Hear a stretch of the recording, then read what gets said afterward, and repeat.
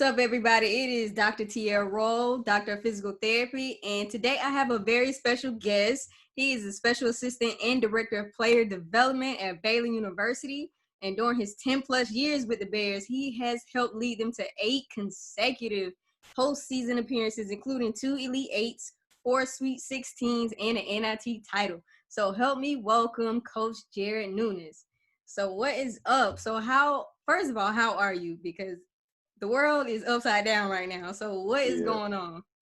Well, first thing I'm gonna say, I'm very impressed that you could get all those accolades correct from all those years. I'm impressed by that. But no, I'm doing good. You know, it's we are finally starting to get some guys back to campus, and school starts Monday. So most of the guys are healthy. I'm healthy. Family's healthy. So everything's going well so far. So hopefully it stays that way. Right. So getting back. So let's kind of like backtrack and then fast forward it back to now. So like back in March when everything got shut down, like how was the team doing? Like what was going on at that time? I mean, it was tough because we were actually, I mean, at the time, you know, we were ranked in the top 5 in the country. We were actually getting ready to start our postseason tournament. And the night before the game, you know, we had got an understanding that the games might be canceled. So once we found out our first game might be canceled, we were like, okay, you know, hopefully, you know, it's just either postponed or, you know, they're going to move it back. But then we were told that there's no fans. So we're like, okay, so all the family people that we came with had to stay at the hotel. Then we were told that, you know, we were going to have only family members, not fans in the arena and all that stuff. So it was just like a complete roller coaster from the time we found out everything when we were at the tournament until when it just got canceled. The Big 12 tournament got canceled. And then shortly after that, I mean, you know, the NCAA tournament got canceled. So it was really, really tough. We had a meeting with our team that night, and it was really emotional, you know, because we had such a great year, and we thought we were going to have an opportunity to try to win a championship, try to play for a championship, you know. And then just to have all of that taken from us, it was really, really tough. Understandably, we understood why, but it's still, you know, because obviously, you know, with the COVID and how serious it is, and the fact that people have lost their lives from it, you know, we understand, you know, why it had to get canceled, but it was just really, really emotional though. So how many seniors do you all have on the team or had on the team at that time? So we had 2 seniors last year. Freddie Gillespie was one, and then Devontae Bandu was the other. So, you know, unfortunately that, you know, you feel bad for them too, because those guys, you know, will never have that opportunity to play for what they thought they were going to be able to play for, you know? Right. So, you know, I know there have been talks and I'm not sure if it's been confirmed, but the NCAA, like, are they allowing another year eligibility for those seniors or what's the plan with No, that? unfortunately they aren't, because so much of the season had been played. I know baseball, how they did it for baseball players is because the baseball season hadn't started, Okay. they allowed those seniors to have another year of eligibility. And I think Mm. if the season, like let's say COVID would have happened earlier or mid season last year, I think the chances of them having that full year back, they could have had that. But because it was so much of the year that had been played, they didn't grant them that waiver. So it's unfortunate. So how Yeah. did that affect I guess like the draft? I'm not sure if any of your 2 seniors enter the draft, but in Yeah. general, if you have any like insight Yeah. on how that affected players across states and different schools and programs, like how was that for them getting into the draft?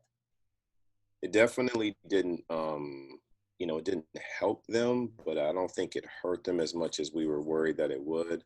You know, usually the postseason is an opportunity for guys who have an opportunity to help their draft status if they play well, right? Mm-hmm. Because so many people are watching the tournament.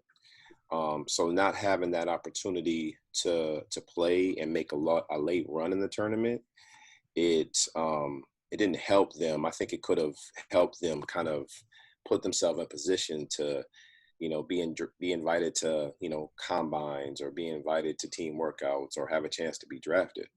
But thankfully enough, Freddie's in a good situation now. Hopefully, he'll have an opportunity to get drafted.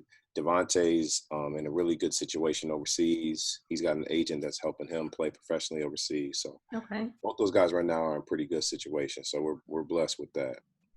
Definitely, because I can imagine like so many athletes, not just basketball, not just college basketball, but it's affecting them so much. Even high school students Right. coming in. So when you're thinking about like the drafting, I know there may be some concerns for some parents who for their high school seniors going into their freshman year, or even maybe getting skipped over, like that class of 2020 and possibly being skipped over, or even 2021 class.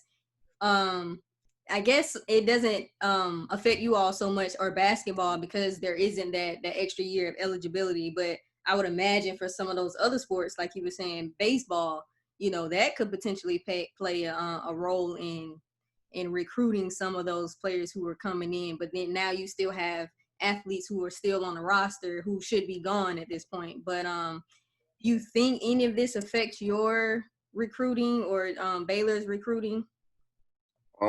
Yeah, it definitely does. It affects not only recruiting for new athletes, but it can affect like current athletes too, right? I mean, some of our guys who are having thoughts about wanting to go play professionally in the NBA or overseas, and let's say our season, gets postponed or pushed back. How does that affect their opportunity for the draft or workouts for the NBA the following year? So it's just so many uncertainties, and the uncertainties are really, really tough. Mm-hmm. But unfortunately, we just don't know.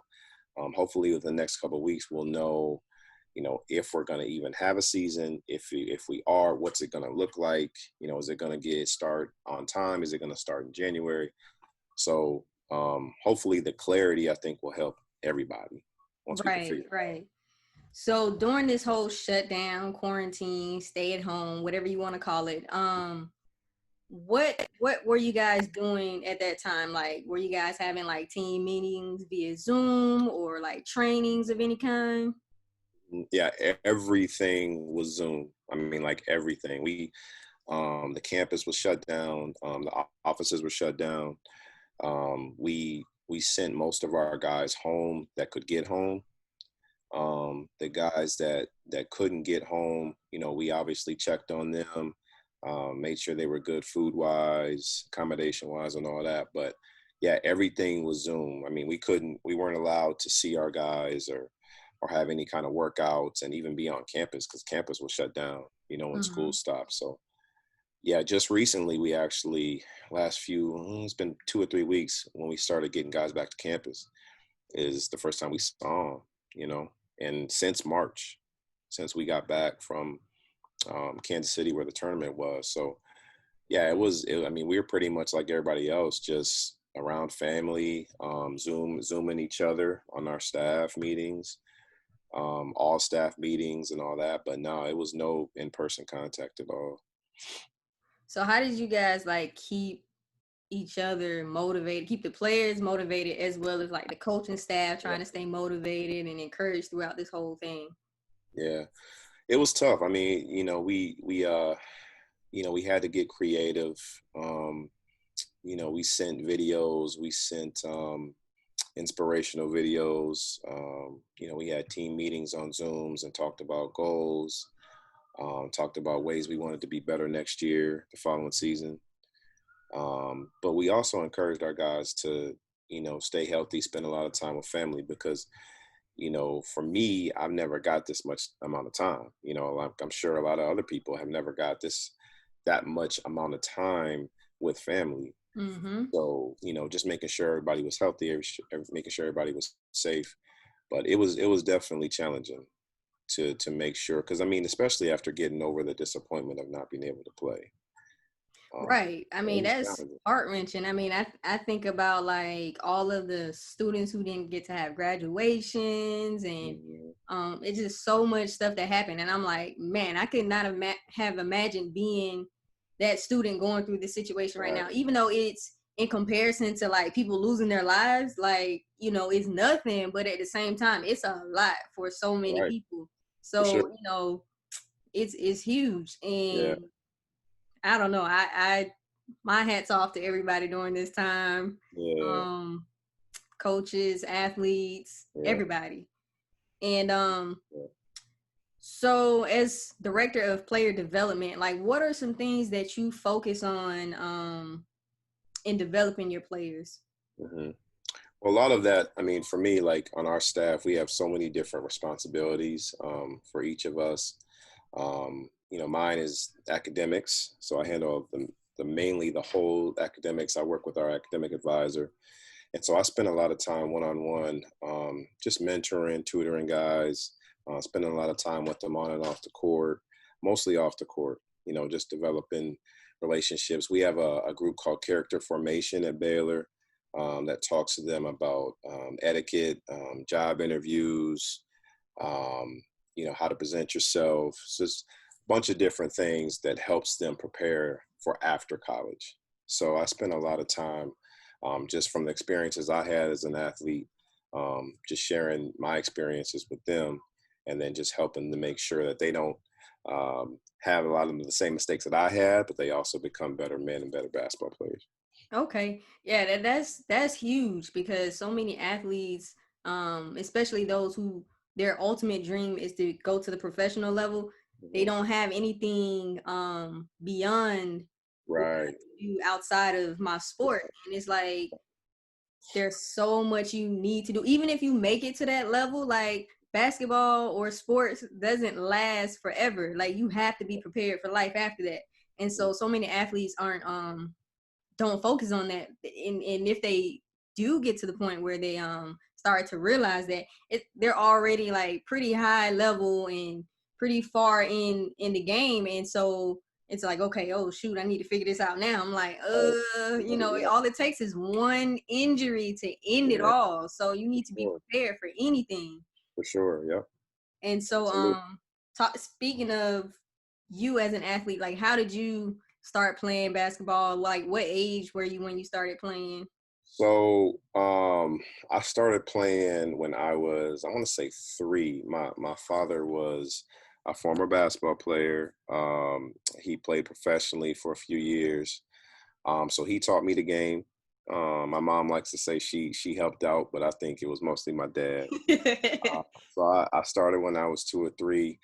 Um, I ended up playing all through high school. I was fortunate enough to get a basketball scholarship to the University of Valparaiso. It's in Indiana. I played there 4 years. I had an injury, so I ended up redshirting my sophomore year. So I ended up staying for 5 years and playing there. Had a pretty good career there. Did well. Graduated from Valparaiso. Went back to Minneapolis, and then I worked for a company called Johnston's. My dad worked for Johnston's, and I worked for Johnston's as a sales rep for a little while there. Realized I didn't want to do sales. Got back into to working basketball and teaching special education. And so I was a high school coach for 5 or 6 years. And the head coach at Baylor now, Scott Drew, he was an assistant coach at Valparaiso where I played. And his dad was actually the head coach at the time. So I had known him, shoot, over 20 years now, but I had known him for a while, had a good relationship. And he offered me a job at Baylor. And so I've been here for 11 years now. 11 years Yeah, rocking. Okay, 11 cool. years. Um, all right, I'm going to get into some questions from some parents, Uh-huh. and because I know we are running a little bit short on time. So the first question is, I love to learn anything about how college coaches recruit the players that aren't the super good top recruits. Is it Mhm. really effective for kids to reach out to coaches, or do they already have their own channels of finding kids? Yeah, I would definitely say it's effective. I think for us, the best thing, what actually stinks for the COVID stuff now is they've canceled a lot of the AAU stuff as far as coaches being able to go see them play. Right. So that's really our best opportunity to go see players for ourselves with our own eyes when they have in the spring and in the summertime because they have the AAU tournaments. Mm-hmm. And we also have coaches that we've developed relationships over the years who may have players who play for them or know of a player who plays somewhere else, where that open line of communication is helpful as well. So I would say, it's rare where we'll have kind of like a cold call happen where we either haven't known about a player at all or that starts the recruitment, because usually we like to see players before we start recruiting them. But um, I wouldn't discourage it, but I would say that's kind of the better way for us to get to know a player, or if we have any interest in a player, is Okay. seeing first. Hope that answers that question. Yeah, well, I guess we'll find out. Sorry if it didn't. I apologize. All right, the next question is, I would love to know how important it is to a college coach that a player is as mentally ready to play as they are physically ready to play. And do college coaches take time to practice the mental game? Oh, absolutely. I mean, the mental game for us, I can't speak for everybody, but for us is very important. I mean, we have psychiatrists, psychologists, team psychologists for our players, that, especially incoming freshmen, where they're going from the transition from high school to college, because it's a lot, right? I mean, waking up, having to travel, having, 8 o'clock classes, and then maybe going to games and coming back. And, all of a sudden you're just not used to a lot of that. So the mental part of it is almost as important as the physical part of it. Um, you know, Maturity wise, I think for us is big. Character is big for us as far as, when we're recruiting players. We look at not only the player, but um, the people around him, right? Because if the core around him is pretty solid, then that kid's pretty high character, and that he's going to be somebody who can really influence and have an impact on your program. So, to answer that question, I think character is big, and mental health is huge. It's huge. It's So huge. are the athletes working with the sports site like one on one, and then you all also have like a team practice thing that you do Yep. like Yep. before maybe practices, before games? Yeah. Yeah. So we have we meet with her. We meet with her before the season. We meet with her probably every few weeks during the season. And then our players actually set up individual times to meet with her. And then not only does she speak to our guys, we have speakers that come in, motivational speakers and mental health speakers that come in and speak with our guys as well. So again, I can't speak for every program, but I know for us, it's very, very big for us, the mental side, because if a player is not at a good state mentally, usually physically they don't perform very well. Right. And not only that, So just recovering from an injury too. You have to right, have right, that component in the recovery process as well. absolutely, yeah, absolutely. And we a couple of our guys who have had injuries have had hard time kind of getting over, whether it's the pain or if there was a freak accident, maybe just getting over that feeling of being comfortable playing. So a lot of them have had to see a sports psych just to make sure they get everything back to getting their confidence back, to feeling at a good place where they can feel like they can make that same move or make that same adjustment, and nothing, freakish will happen to them again. So Exactly. it's a lot. I think people that's so underrated, and undervalued. The mental part of the game, I think, is very undervalued. Mm-hmm. All right. So the next question is, and they have like two or three parts or questions. It says, what are your top recruiting methods? Rankings? If so, which one matters more or less than others? And this is like coming from a high school pipeline. So like video, highlight submissions. So basically, what methods do you rely on for your recruiting? You kind of talked a little bit about being able to see the athlete first via AAU tournaments and things of that nature. But what other avenues do you guys rely on? Well, I mean, obviously, I think everybody knows social media is huge now. It's a huge part of the world in general. So we do use a large part of social media to get to know a player personally, because a lot of times they put a lot of personal things on their social media, whether it's Twitter, Facebook, Instagram. They also put highlights on there, right, of Mhm. their games, and other scouts may comment on a certain player, or Scouting services may comment on a certain player. YouTube, usually have highlights. Guys send us YouTube stuff. So social media is really, really huge. And outside of that, we do look at rankings. I think rankings matter. But again, I think for us as a staff, just speaking for us, not everybody, that we trust our eyes. And so us having an opportunity to see them play is the first thing for us. Okay.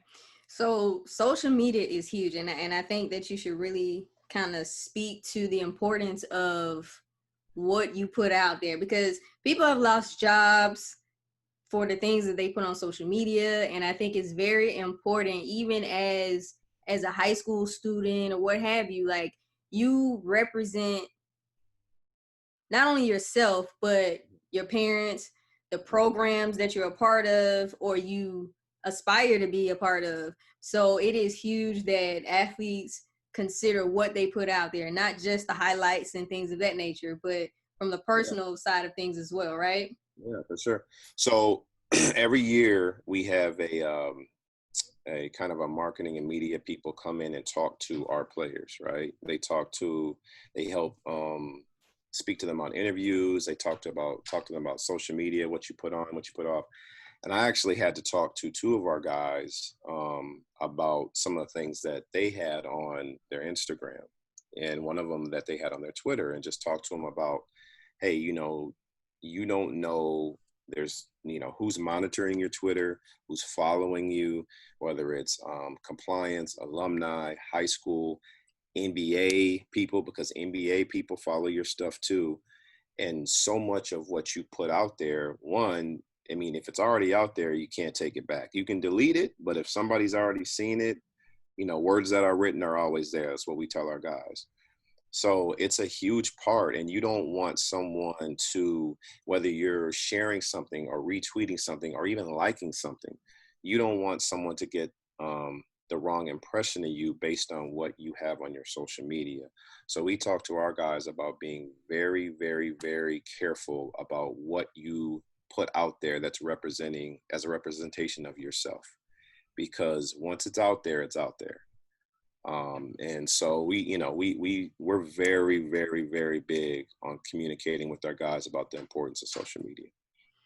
Good. I remember in undergrad as a student athletic trainer, like we had a meeting that was like, okay, look, we have people, their job is to monitor your social media. Uh-huh. And definitely they were more so focused on the athletes, of course. But it was like, okay, if you are under the age of 21 and you're in a picture with a cup in your hand, like Exactly. that's a first positive drug Absolutely. test. Absolutely. Like, Absolutely. I mean, come on. I mean, you put yourself in that situation. And so Yeah, whether you have a red cup, we don't know what's in the cup. Or if you're actually holding something that explicitly says is alcohol, that's a positive drug test. absolutely. And Absolutely. Yeah. so that's huge. Yeah. Let's see. Next question is, what would parents be most surprised to know about the recruiting process and college basketball life? Um, I would say, you know, well, that's a tricky question. I think, when you're recruiting someone, you try to be as honest as you possibly can, right? And I can speak for us. I think, that's for us, like we know our biggest thing is we want to be upfront and honest. And if the honesty allows us to get a player, then we know we were meant to have that player, right? It was in God's plans for him to be with us. But if manipulation, lying, or deceit we had to do to get that player, that's not what we're about, right? Um, so I think a lot of times when parents and kids are going through the recruiting process, you know, the goal is to get the player. But Mm-hmm. sometimes that player may come to certain situations or certain universities, and it may not be exactly what they were told or what they assumed it was going to be once they get to campus. And I'm not, talking about anybody in particular. I'm just saying from what I've been told from players that have either transferred or from players after they've gotten done playing, they've said, well, it wasn't how I was told it was going to be. And I think for us, what we pride ourselves on is guys that have left our program, graduated from our program, as far as what we know, have never came back and said, well, they lied to me. They promised me this, they promised me that. We're upfront, we're honest about it. And, if it's something that allows them to come, great. If not, then we respectfully understand, and hopefully we wish them the best. But I think from other situations, I've heard that that's happened to them. And I think that's unfortunate. And that's just something that we're in such a competitive environment, it's such a competitive business where, people are going to tell certain people or certain families what they want to hear to get them there. And unfortunately, that's just the way the business is. Right. It sounds like it's a recruiting tactic to get the players that you really want, by any means necessary. Right. Absolutely. Absolutely. Because That's again, what it sounds like. But yeah, you're right. It is unfortunate. yeah. Because if you were just upfront with the player, I think you would have a better outcome by them having the ability to choose Yeah. with all the information versus kind of being tricked into choosing Yeah. it, and then they're unhappy once they get there. Well, again, I don't want to judge either, too, because I understand from my standpoint. I mean, I understand how competitive and how much pressure college coaches, assistant coaches can have on getting players. Because the bottom line is, the better players you have, the better team you're going to have. So I'm not saying that I don't understand. I'm not saying it's right, but I'm saying I know. It's not that I'm saying I don't understand, because it's cutthroat. It's tough. It's really, really Yeah. Yeah. All right. So last question. This one goes back to the mental skills. If do you have any like specific um examples of what you guys do? So this person wants to know, what mental skills do they practice with their team, and what does it look like? And do they take time before practice to teach them a skill, like a mistake ritual? Um, that's tough because, a lot of times in our profession, you have to be medically qualified for a lot of those, skill development and exercises. What I can say is the speakers that we have come in have given our guys examples of things that they've given players. One of the guys came in, used to work for the Spurs, and he worked with Tim Duncan. And he told us, specific exercises that he would do with Tim Duncan to help him on with his free throws, going up to the line, pretending that there's nobody there, blacking things out. And so he kind of went through a process that he went through with Tim Duncan, and his free throws improved. So a lot of that we rely on, outside help for that. Now we can talk to the guys about, breathing techniques at the free throw line, or how to relax and try to be calm. But so much of that is internal. And so if you're not qualified to, help people in that area, I don't know how much help, you're really going to do. So that's where, part of being smart is hiring smart people that can help. Right. So that's what we try to, Right. do when it comes to that. So. Okay.